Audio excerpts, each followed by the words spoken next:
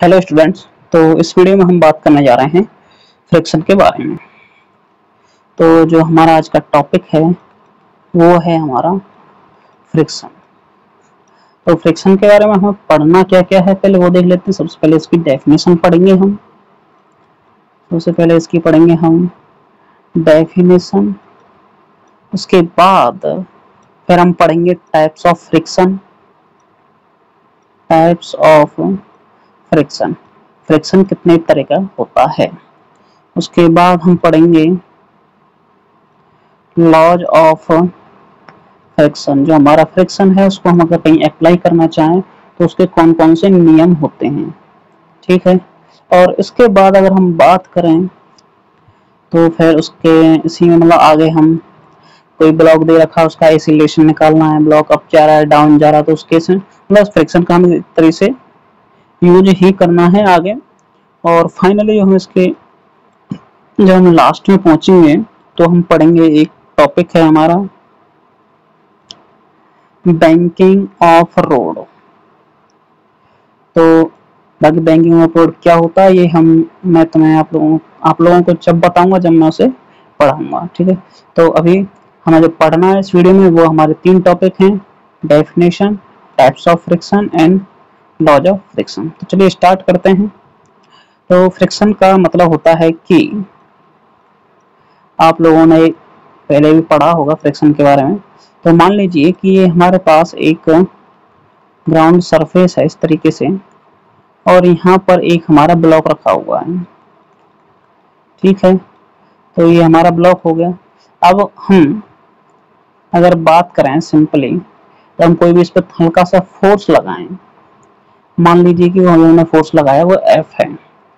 तो कभी कभी ये कभी मतलब मोस्टली ये होता है कि अगर हम बहुत एकदम फोर्स लगा रहे हैं तो जो हमारा ब्लॉक है वो हमारा जहाँ पर है वहीं पर रखा रहता है, मतलब कि वो मूव नहीं करता है। तो इसका मतलब ये है कि जो हम फोर्स लगा रहे हैं उस फोर्स की अपोजिट डायरेक्शन में कोई ना कोई फोर्स काम कर रहा है।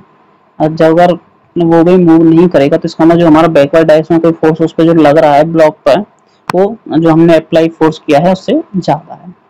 और इसके अलावा एक दूसरा एग्जाम्पल ये लीजिए कि जैसे कि आप चलते हैं तो चलते वक्त आप पर एक पीछे की तरफ फोर्स लगता है, जो हमारा फोर्स होता है उसी को बोलते हैं फ्रिक्शन फोर्स। मतलब कोई भी जो मोशन होती है उसके डायरेक्ट उसके मोशन को अपोज करने के लिए जो फोर्स एराइज होता है वो हमारा फ्रिक्शन फोर्स होता है। और जो फ्रिक्शन फोर्स है ये हमारा जब एराइज होगा जब या तो हमारे दो ऑब्जेक्ट एक दूसरे के कांटेक्ट में हो, जैसा कि यहाँ पे दिखाया गया है। ये मतलब यहाँ पे ग्राउंड और यहाँ पे ब्लॉक है तो ये दोनों हमारे कांटेक्ट में हैं, या फिर जो एक ऑब्जेक्ट दूसरे ऑब्जेक्ट के ऊपर स्लाइड कर रहा हो, मतलब एक के ऊपर जाने की कोशिश कर रहा हो, तो उस केस में भी फ्रिक्शन हमारा एराइज होता है, फ्रिक्शन हम यूज करते हैं। तो ये थी फ्रिक्शन की डेफिनेशन। और बाकी सिंपली अगर हम बात करें जो हमारा ये ब्लॉक सिस्टम दे रखा है इसमें, तो जो हमने फोर्स अप्लाई किया ये आगे की तरफ है तो जो इस पर फ्रिक्शन फोर्स लगेगा वो हमारा पीछे की तरफ हो जाएगा, ठीक है। फ्रिक्शन भी एक तरीके का फोर्स ही होता है। जब फोर्स होता है तो इसका मतलब आप लोगों को अगर मैं पूछूं कि इसकी यूनिट क्या बनेगी तो आप लोग बता सकते हो कि जो इसकी यूनिट होगी वो हो जाएगी हमारी न्यूटन, ठीक है। तो चलिए अब इसके बाद हम बात करते हैं कि जो हमारा फ्रिक्शन है उसके बारे में कुछ थ्योरी दी गई है। तो जो हमारी ओल्ड थ्योरी थी, ओल्ड थ्योरी फ्रिक्शन के बारे में वो ये थी कि अगर हमारा सरफेस रफ होगा तो फ्रिक्शन एराइज करेगा। तो इसका मतलब ये डिपेंड कर रहा था हमारे उस पर रफनेस के बारे में, मतलब ये बता रहा था हमें रफनेस के बारे में। अगर रफनेस होगी, अगर सरफेस खुरद रहे हैं तो फ्रिक्शन हमारा काम करेगा। लेकिन जो हमारी मॉडर्न थ्योरी है, मॉडर्न का मतलब प्रेजेंट में जो हम यूज करते हैं, उसमें बताया गया है कि जो हमारा फ्रिक्शन है वो रफनेस पे काम नहीं करेगा। उसके लिए जो होता है मोस्ट जो हम यूज करते हैं बेसिकली वो होता है उसमें मॉलिक्यूलर फोर्स। मॉलिक्यूलर फोर्स कि जो हमारे दो सरफेस हैं, जैसे कि एक बॉल ये है एक बॉल ये है, तो इनके बीच में जो यहाँ पे कांटेक्ट में जो फोर्स लगेगा फ्रिक्शन फोर्स वो इनके जो मॉलिक्यूल्स हैं उसमें जो फोर्स ऑफ अट्रैक्शन होगा उसकी वजह से एराइज होता है, ठीक है। तो ये हो गया हमारा मॉडर्न व्यू। बाकी अब इसने जो मॉडर्न थ्योरी, इसने जो ओल्ड थ्योरी थी उसको किस तरीके से रिप्लेस किया, उसकी क्या कमियां थी, ये हम पढ़ेंगे इसी वीडियो में आगे जब हम पढ़ेंगे लॉज ऑफ फ्रिक्शन। तो अब इसके बाद अगर हम बात करें तो हम पढ़ लेते हैं, नेक्स्ट टॉपिक है जो हमारा वो है टाइप्स ऑफ फ्रिक्शन, मतलब फ्रिक्शन कितने तरीके का हो सकता है।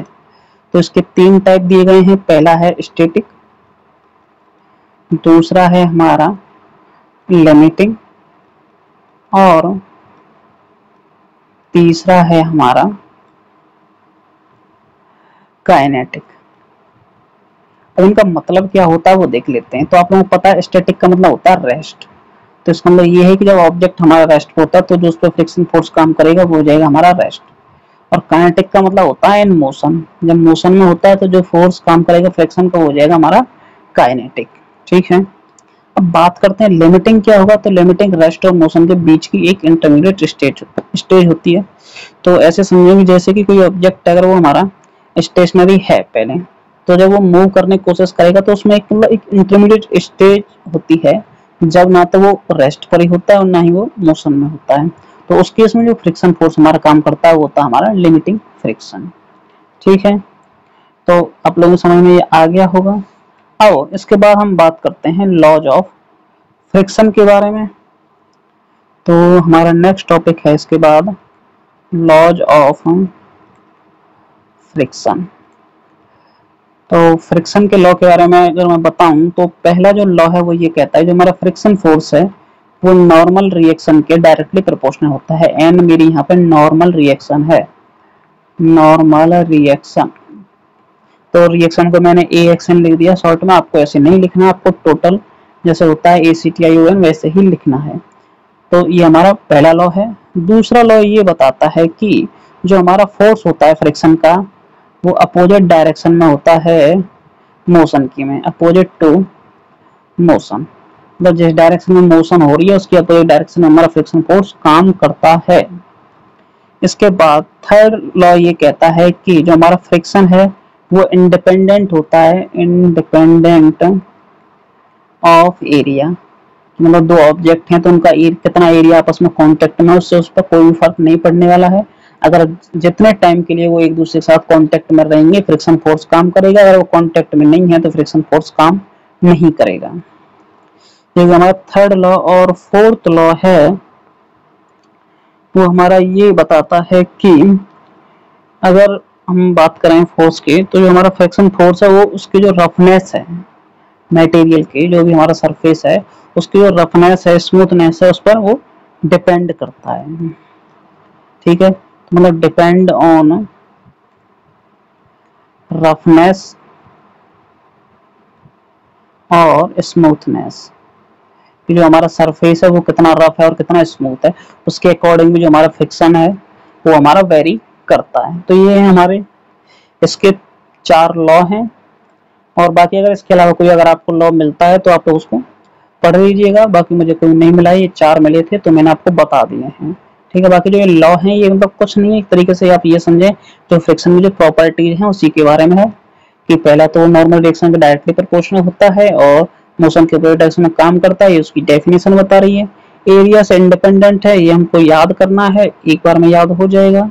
और फोर्थ वन है कि जो हमारा सरफेस है कितना रफ है और कितना स्मूथ है उसके अकॉर्डिंग वो चेंज होगा फ्रिक्शन। ठीक है, तो आज की वीडियो में इतना ही। बाकी जो हम नेक्स्ट वीडियो पढ़ेंगे उसमें हम पढ़ेंगे कि अगर कोई हमारा ऑब्जेक्ट, पहले तो इसमें हम जो नेक्स्ट पढ़ेंगे वो हमारा जो कोएफिशिएंट ऑफ फ्रिक्शन है उसके बारे में पढ़ेंगे।